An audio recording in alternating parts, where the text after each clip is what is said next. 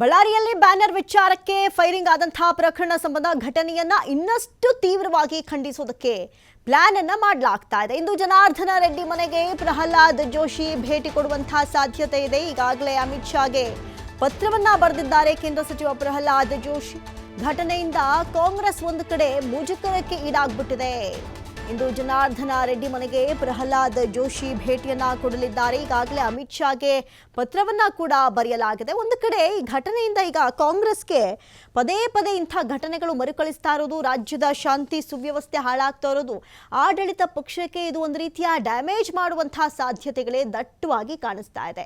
ಇನ್ನು ಒಂದು ಚಿಕ್ಕ ವಿಚಾರ, ಬ್ಯಾನರ್ ಹಾಕಬೇಡಿ ಅಥವಾ ಏನೋ ಒಂದು ಮಾತಾಡ್ಕೊಂಡು ಬಗೆಹರಿಸುವಂತಹ ಒಂದು ವಿಚಾರ, ಇದೀಗ ಪೆಟ್ರೋಲ್ ಬಾಂಬ್ಗಳನ್ನು ತರಿಸುವಂಥದ್ದು, ಮನೆ ಮುಂದೆ ರಾಶಿಗಟ್ಟಲೆ ದೊಣ್ಣೆಗಳನ್ನು ಹಿಡ್ಕೊಳ್ಳುವಂಥದ್ದು, ಗುಂಡಿನ ದಾಳಿಗೆ ಅಮಾಯಕ ಪ್ರಾಣ ಪಕ್ಷಿಗಳು ಆರು ಹೋಗೋದು, ಇಂಥ ಘಟನೆಗಳು ಏನೇನೆಲ್ಲ ನಡೀತಾ ಇದೆ ರಾಜ್ಯದಲ್ಲಿ. ಒಂದು ಕಡೆ ಕಲ್ಲು ತೂರಾಟ, ಈ ಎಲ್ಲ ವಿಚಾರಗಳು ಸದ್ಯಕ್ಕೆ ಆಡಳಿತ ಪಕ್ಷಕ್ಕೆ ಇದು ಒಂದು ರೀತಿಯಾದಂಥ ಡ್ಯಾಮೇಜ್ ಅಂತಲೇ ಹೇಳ್ಬೋದು. ಸದ್ಯಕ್ಕೆ ಬಳ್ಳಾರಿಯಲ್ಲಿ ಬ್ಯಾನರ್ ವಿಚಾರಕ್ಕೆ ಆದಂತಹ ಫೈರಿಂಗ್ ಪ್ರಕರಣದಲ್ಲಿ ಘಟನೆಯ ಇನ್ನಷ್ಟು ತೀವ್ರವಾಗಿ ಖಂಡಿಸೋದಕ್ಕೆ ಒಂದು ಕಡೆ ಬಿಜೆಪಿ ಪ್ಲಾನ್ ಅನ್ನ ರೂಪಿಸಿಕೊಳ್ತಾ ಇದೆ. ಇಂದು ಸದ್ಯಕ್ಕೆ ಜನಾರ್ದನ ರೆಡ್ಡಿ ಮನೆಗೆ ಕೇಂದ್ರ ಸಚಿವ ಪ್ರಹ್ಲಾದ್ ಜೋಶಿ ಭೇಟಿಯನ್ನ ಕೊಡಲಿದ್ದಾರೆ. ಈಗಾಗಲೇ ಅಮಿತ್ ಶಾಗೆ ಈ ಸಂಬಂಧ ಪತ್ರವನ್ನ ಕೂಡ ಬರೆದಿದ್ದಾರೆ, ಏನೆಲ್ಲ ಆಯಿತು ಎನ್ನುವಂತಹ ಕುರಿತು.